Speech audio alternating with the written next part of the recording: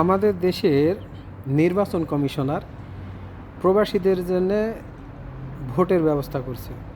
এটা একদম নিছক তামাশা আর বদমাইশি ছাড়া কিচ্ছু না। এদের মাথায় মানে গোবর ভরা আছে না গু ভরা আছে আল্লাহ পাক ভালো জানে। যদি গোবরই না থাকতো তাহলে এই চিন্তাভাবনা কীভাবে করে যে অ্যাপসের মাধ্যমে ভোট দিতে হবে, সেটা আপনার জন্যে ব্যালট পেপার পাঠাই দিবে পোস্ট অফিসের মাধ্যমে আপনার ঠিকানায়।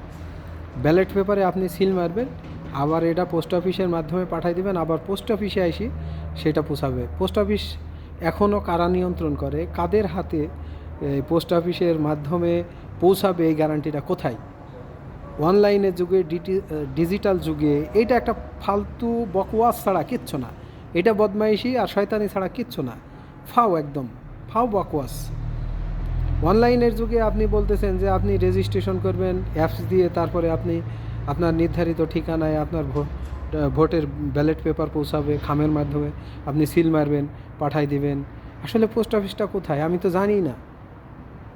মানে পোস্টের যে পিওন সে কে, পোস্ট অফিস মাস্টার কে, তাই তো জানি না। এই জেনারেশনে কেউ কি জানে কোথায় পোস্ট অফিস আছে? এই তামাশাগুলো বন্ধ করেন।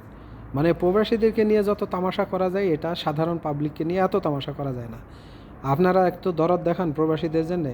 এগুলো একদম ফাও, নিছক বদমাইশি, তামাশা, এগুলো ছাড়া আর কিচ্ছু না, একদম কিচ্ছু না। আপনি চিন্তা করে দেখেন যে এই অ্যাপসের মাধ্যমে ভোট দেওয়া যায় কি না সরাসরি, যে ভোটটা আপনারা কালেকশন করতে পারবেন। কিন্তু পোস্ট অফিসের মাধ্যমে ব্যালট পেপার আসবে আর সেটা পাঠাতে হবে। এটা নিছক বদমাইশি, আর এটা মানে চিন্তাধারা, এটা একবারে নেগেটিভ চিন্তাধারা। এটা কখনোই আমার মনে হয় ভালো না, সিদ্ধান্ত না। সবাই ভিডিওটা শেয়ার করবেন, ভালো লাগলে ধন্যবাদ।